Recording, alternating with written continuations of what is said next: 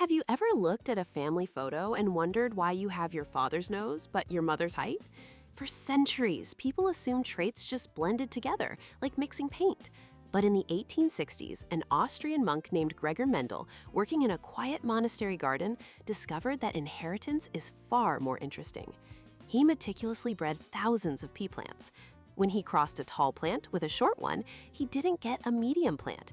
Instead, the next generation was entirely tall. The shortness had completely vanished.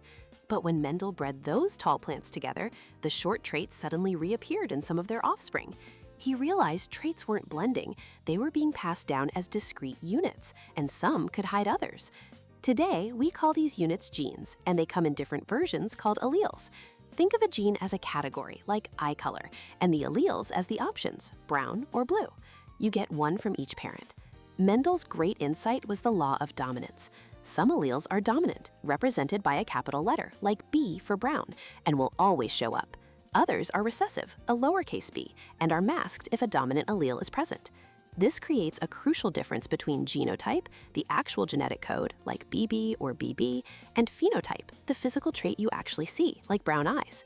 A person with a BB genotype has brown eyes, but they still carry that hidden recessive B allele for blue eyes, ready to be passed on. Geneticists can even use a simple tool called a Punnett square to calculate the probability of these outcomes. Of course, real-world genetics can be more complex. Some traits, like blood type, show codominance, while others, like your height, are controlled by many genes working in concert.